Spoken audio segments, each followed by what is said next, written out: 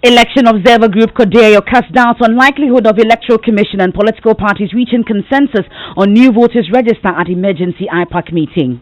The two sides have taken entrenched positions, and you know that entrenched positions are very difficult to approve. It's difficult. We're live on the ground with the latest, and some have died and many more will die. The words of a heart surgeon at the Komfo Anokye Teaching Hospital, where 400 children diagnosed with heart conditions wait to die because their parents cannot afford surgery. That's why they will progress funding to heart failure, which we can't do surgery for them. Waiting list, absolutely. Some have died. It doesn't eat, it doesn't sleep, especially in the night. We're always having sweating and then.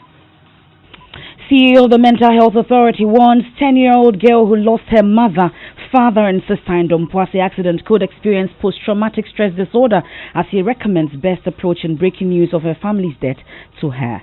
Anybody who has been involved in such a situation, witnessed other people dying and she's surviving, she could be a victim of post-traumatic stress disorder. Details as First Deputy Speaker of Parliament pledges support for Joy News' Arrive Alive campaign dedicated to stopping the carnage on Ghana's roads. In sports, WBO Africa Super Bantamweight champion Wasiru Jatabi Mohammed wants to take on Izzy Dogbe conqueror Emmanuel Navarrete. And later in the bulletin, anybody who criticizes this has a problem. We need to take him to synagogue for deliverance. Because if good things happen, we are not happy. That is equivalent to witchcraft. Volta Regional Minister justifies decision for another commissioning ceremony for ambulances for the region as he accuses persons opposed to the move of witchcraft. Stay with us for details here on the Midday News. I am Emefa Apawu.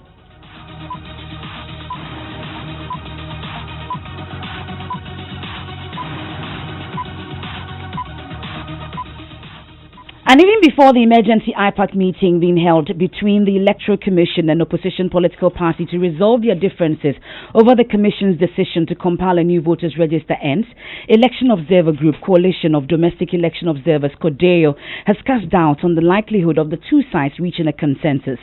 The meeting was convened at the instance of the Eminent Advisory Committee following the opposition that greeted the EC's decision to compile a new voters register. We'll hear from Kodeo shortly, but first, here's a reminder of the EC's position. We will continue to engage them, but because elections time bound, if we were to say that we want them to, whatever be the case, this year there should be registration. Other limit to the general. Since '92, we have never had an activity without objection. By the end of the results will justify why we did it. So we don't expect that everybody will agree with us before we move forward. It has never happened before, and we don't expect it to happen. But the most important thing is that let us continue to explain to people what we are doing. And once we're able to do a good work, people will say, oh, we didn't even understand that's what it's going to be. Well, chairman of the New Patriotic Party's 2020 campaign team, Peter McMahon, who is also attending today's meeting, told my colleague Kwesi Parker-Wilson the commission must be allowed to carry out its mandate independently. According to him, those pushing the EC to change its decision want the commission to fail in its mandate for this year's election. 4 years ago, 2016, we went through the same mill. At the end of the day, we had a successful limited registration and ultimately a general election. Now we're going to have a new register. We have been consistent with our stand that we need a new register. So we still maintain our stand. And our stand is that the Electoral Commission, as president, former president Mahama said, must be given, we must express our views, but they have the constitutional mandate to take their own decision. All this full about, if the election fails, who is going to be blamed? Is it IPAC or the Electoral Commission? So what is it? So your position but some people, and I think I must add it, think that they must push for the elections to fail so that they can blame the Electoral Commission. Well, you're accusing the NDC of trying to push elections. I'm saying some people, the commission must be allowed to do its work as former President Mahama said. And I stand by what he said. I think in 2016 we allowed the Electoral Commission to do its work. And I remember that time the media houses were asking me, and they kept asking me, if they don't do a new register, what will you do? So go and ask NDC, if they do a new register, what will you do? Peter McMahon is chairman of the New Patriotic Party 2020 campaign. Let's go on the line now and speak to my colleague Kwesi Parker Wilson. He's monitoring that IPAC meeting. Parker, first off, who are those in attendance at this meeting beyond the political parties? Okay, so Emefa, we have a rep from Kodeo, we have a rep from the National Peace Council, also a rep from UNDP and USAID. So these are some of the civil society organizations and other international bodies who are present in this meeting. Though it's a closed-door meeting, though, what have you been able to glean from it?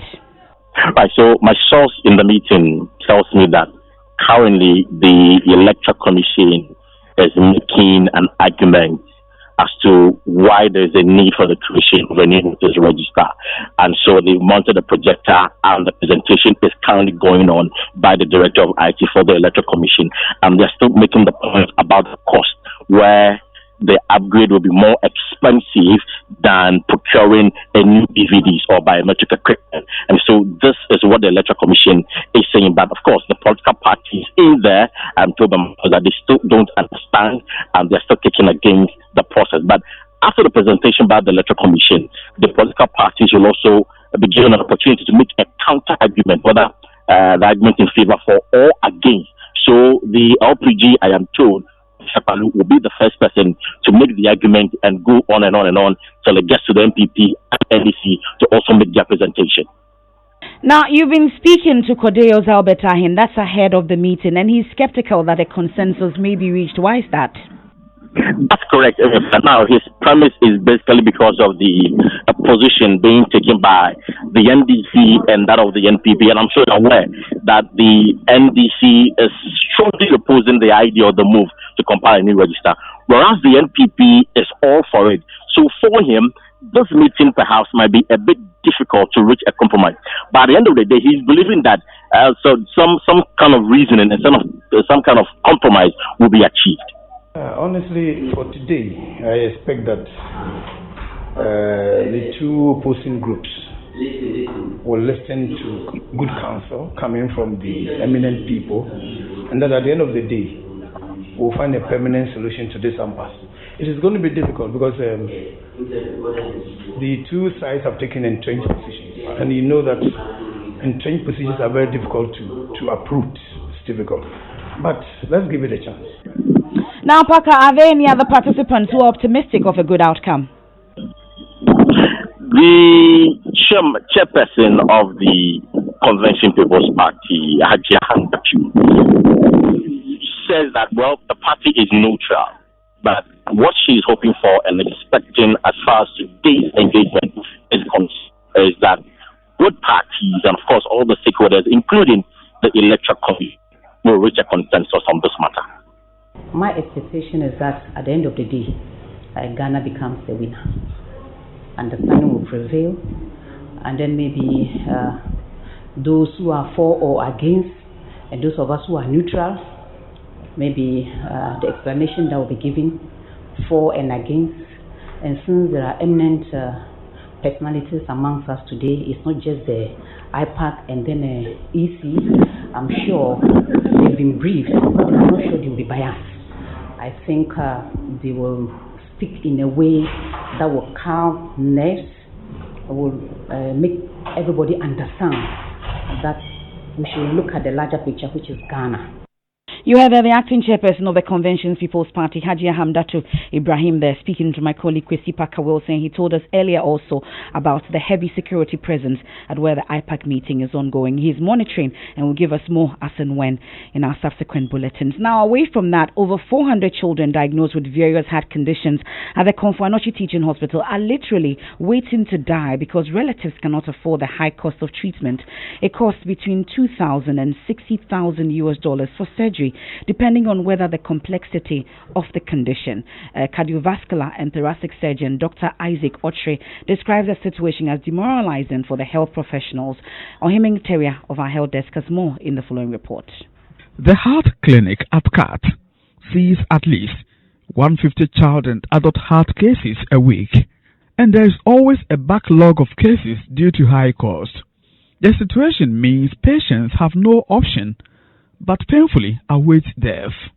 Dr. Isaac Oche sums up frustration of cardiologists and cardiac surgeons.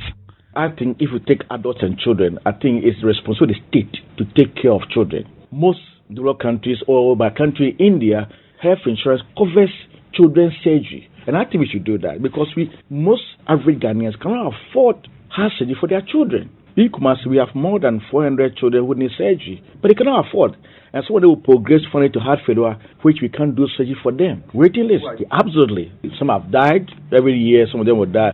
18-month-old Yusuf Koli Zakaria is the only male child of Mason, Bashir Zakaria, and wife, Chako Sela, Suraya at Edunfa in the Fijakwabe district. He was diagnosed with a complicated congenital heart condition doctors call truncus arteriosus. From a local hospital through Konfanochi to Kolebu, Yusuf is frequently in and out of hospital for recurrent heart failure. He has one of the complex heart conditions called truncus arteriosus. There's a hole in heart. There's a big hole in heart either in the upper two chambers or between the lower two chambers.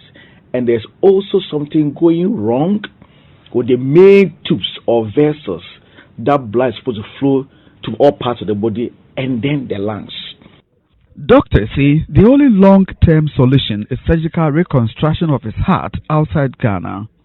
Estimates from a hospital in India sent to the National Cardio Center at Kolebu put the cost at $12,000. Yusuf's poor parents obviously are unable to raise the money. They have come to dead end. I don't know how to get that kind of money because I don't have direct hope that I have to go to this place to get that kind of money. So I can see I've lost hope, but I don't know. By Allah's grace, maybe he can let some help come from somewhere. Bashiru Zakaria is the father. It was terrible for you to hear that your baby has to be sent to abroad for the surgery. You have to get in a lot of money, and then since then, life has become terrible to me. Dr. Oche sums up frustration of cardiologists and cardiac surgeons in their quest to provide care to patients. He also warns children such as Yusuf and several others suffering similar fate to be taken care by the state. It's extremely sad. It says Ghana, we have smart people, we have surgeons, we can operate. I think that we should all advocate. We can forget about the adults, but for children, I think there should be a way that if even the whole nation, you say surgery in children is $6,000, even if government takes about 50%, say $30,000. It will help. From Kumasi for Joy News, Ohimi Tiwia reporting. Let's stay a while longer on health because officials of the National Ambulance Service Dispatch Center are advocating strict sanctions for prank callers who interrupt the work of the emergency services. Already this morning, the center has received more than 100 prank calls. The new emergency line for the center, 112, is to serve as a synchronized port of call for all forms of emergencies, either police, NADMO, fire service, and the ambulance service. Margaret Nate is in charge of the center, and she's been walking my colleague Komla Adam through a typical day there and how they deal with the numerous calls that come through. He joins us on the line. So, Komla, briefly walk us through what you've witnessed at the center so far. And so when I got here to the command center, I spoke to the in charge and they ushered me into the command center for us. So when you get here, you find some 15 or 18 workers who are seated behind their people. They are taking phone calls. But if I have to tell you that once I got here, I will say that there are several phone calls that have been coming through on a regular basis, and that is, affecting the efficiency of the people here. One person called, for example, and was demanding money. Another person also called right before me, was asking, some questions unrelated completely to emergency care. So Madam Matilda Nati has been telling me about how these phone calls have been affecting their care. Currently here at the National Ambulance Service Master Dispatch Center or the Command Center, where emergency calls are picked and then they are rerouted to the police, the fire service, the National Ambulance Service itself, to the various places of need once the call comes. I'll be speaking to the in charge here. She is Madam Matilda Nati. Thank you for joining us. What happens here at the Command Center? At the Command Center, as soon as you dial the number 112, it comes to the command center we pick the call, we ask some basic questions to know the exact reason why you've called for the ambulance or any other emergency center. We take the name of the caller, your contact number, your location, that's where you are calling from, and then the need for either ambulance, fire, or NADMO or the police. Okay. And then once you get those details, then what happens next? As soon as we get details, if it's about ambulance service, quickly we direct your call to our personnel at exactly where you are calling from. Okay. So an ambulance station that is closely to where you are calling from, we call them and we give them all the necessary details that they need for our men to get prepared themselves for the emergency. Okay. Now, there's been the phenomenon of prank calls. We heard the president speak about it during the commission of the ambulances, and I'm told it is a big issue for you here at the command center. This morning, you were telling me that you've received how many prank calls already? More than 200 prank calls within an hour. Wow. And these numbers, are you able to identify them? And I mean, what happens to these numbers? Is there a procedure, for example, to have them blocked or to have them dealt with by the police, or what's the procedure? For now, we don't have any procedure either to block them or report them to the police. So what we've done this morning is to write all the names, the numbers of all the numbers that I've called, the number of times, and then the time that they call. Okay. For almost 30 minutes, there's one caller who just call, we pick the call, the person doesn't talk, we hang up the call, the person calls again.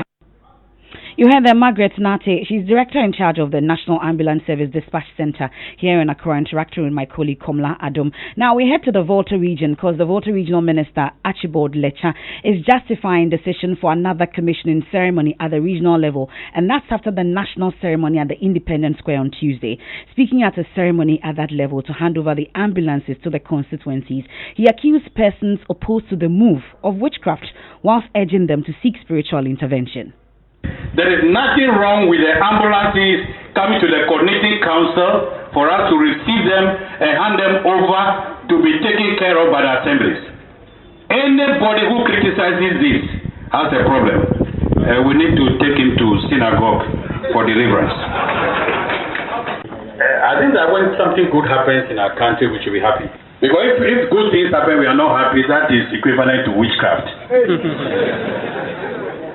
After the president commissioned the ambulances, he went to the Whole West ambulance and he inspected it.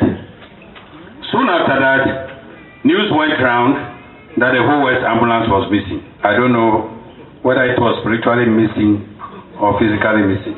Then yesterday, when the ambulances arrived in town and went around town, I had calls.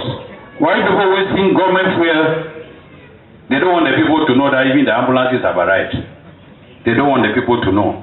I want to put on record that Ghana is a unitary state. We have the national level, we have the regional level, and we have the district and assembly level. In case you're wondering, that's the Volta Regional Minister, Archibald Lecha. Time to get some help for that witchcraft. Well, you're still listening to the Midday News here on Joy 99.7 FM. Our top stories: Election Observer Group Codeo cast doubt on likelihood of Electoral Commission and political parties reaching consensus on new voters register at emergency IPAC meeting currently underway. Still to come, CEO of the Mental Health Authority warns the 10-year-old girl who lost her mother, father and sister in Dompoasi accident could experience post-traumatic stress disorder, as he recommends best approach in breaking news of her family's death to her.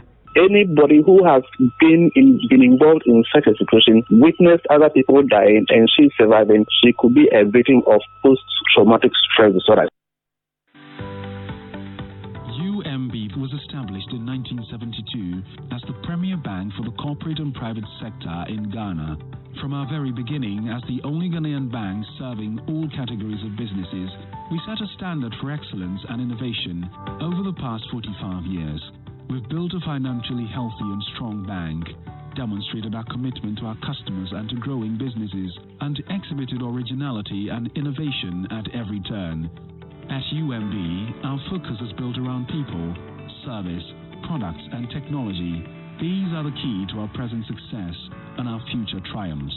At UMB, we're poised to make a difference not only with our customers, but also in the banking industry. We invite you to share in our future. Our future starts now with you. All right, people. This is Kwabna, and the 14th of February is a love experience. Come, let's chill. Come, let's hang out. Come with your partner. Come with your loved ones. Come with family. Come with everybody. It's a love experience once again on the 14th. To buy your tickets for the love experience with Becca and Kwabna via Momo, just dial *920*50#. Select the buy ticket option and select option 3 to purchase it. I'm in Maumrani,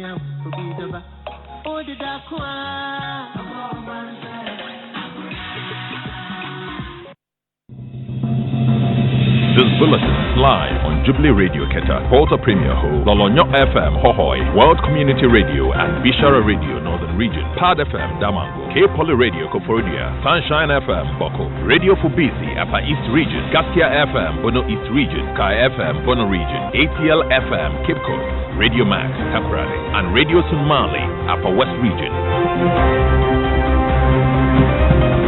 Yes, so listening to the Midday News brought to you by UMB Bank, UMB Speed Up, DigiBank, Let's Go, and Teleso 4G Just a Touch. It's time now for sports. Hans-Man Sarando.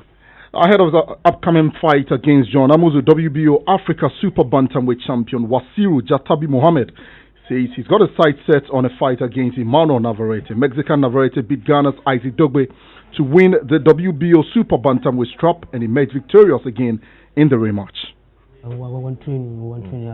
We are training very hard because I want to fight Navarrete. We fight in the same weight category. It doesn't matter. The same weight because I can fight him. It's all about hard work. We are not joking. I want to be a world champion and I want to go through to become a champion. Or fan a car more 6 or 7. I'm some Bajamoya because I share Nile by share one share. As Wasiru Jatabi Mohammed, that's your sports. Thank you very much, Hans. Now, CEO of the Ghana Mental Health Authority, Dr. Akwesiose, says a 10-year-old girl who survived the Cape Coast Takoradi Highway accident, which killed her mother, father, and sister, could experience post-traumatic stress disorder if she's not handled well. Speaking on the Super Morning Show with Daniel Darcy, he said the timing and approach to breaking the sad news to the girl is crucial. We'll hear from him, but first, here is a family member, Michael Nyako Sare, explaining their difficulty informing the girl about the death of her parents 2 weeks after they died in the accident that killed 34 persons. They are very attached to their parents, very attached to their parents, because my brother I always talk to on phone and in person, and he's like, he didn't have the best of educations and all that, so he's going to make sure he would go to heaven and earth to, get his kids the best of educations, and he's very close to them.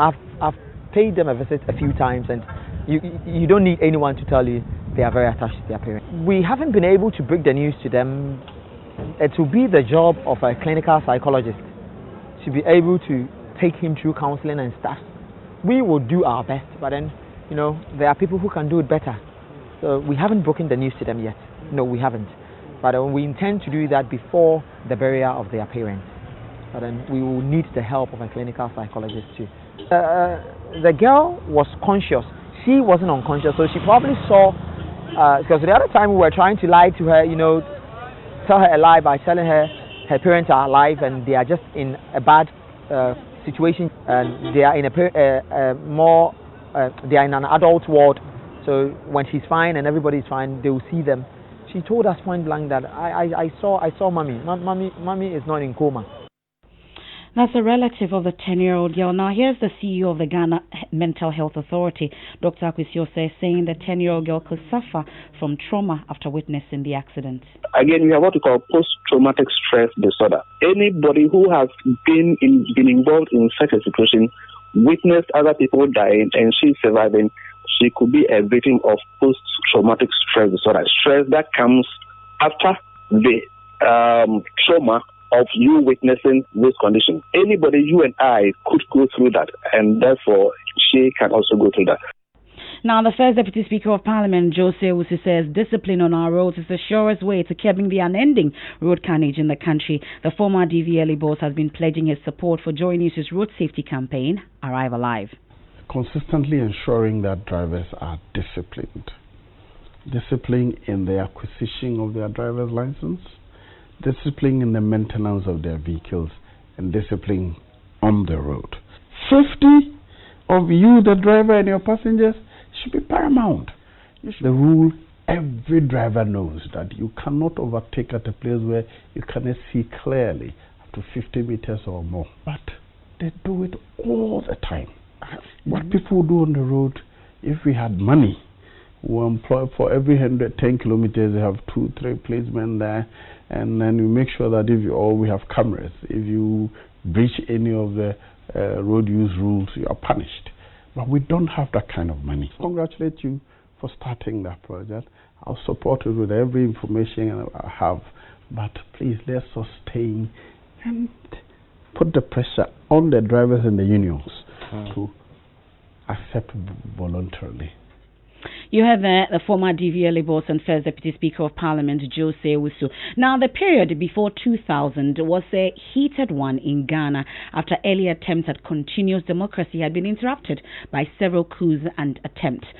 The 2000 general elections was the first litmus test for Ghana's democracy, and at the time, Isaac Owusu-Mensah, who was a young man, relied on Joy News for effective and credible coverage of happenings to separate truth from propaganda.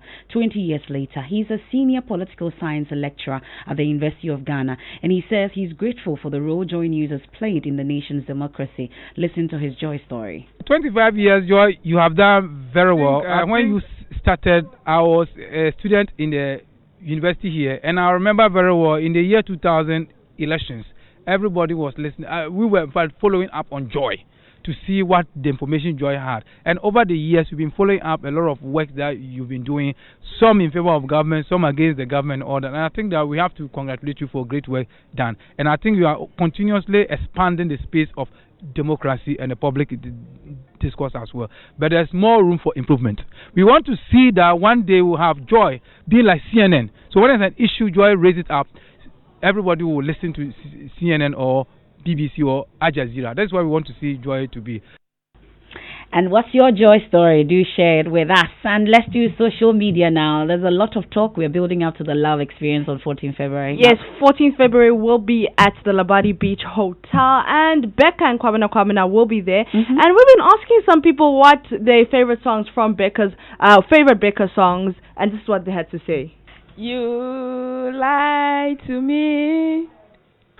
You betrayed my trust.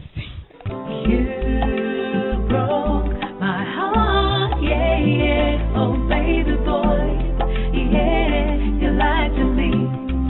Odesseria Shemano, Enija Shemakumemo, Makasende Devia Gumasun, shed your die me. You made me so beautiful, shed your die me, made my life so meaningful, shed your die me. You they make me smile, I no go fit tell you away. All I will say is, baby, stay, stay with me till the end of time.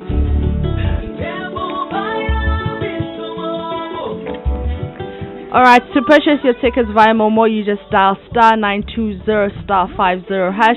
Select the buy ticket option. Select option number 3, which is multimedia, to purchase your tickets. Tickets are 700 Ghana cedis for the wine and dine and the concert. And if you want to stay overnight, which we suggest you do, it's just 2,000 cedis. You have a partner yet? Oh, okay. That's it for the midday news here on Joy 99.7 FM. There's more news when you log on to myjoyonline.com. I am Emefa Apawu. Thanks so much for your company. Dr. Mensah Bill has living word.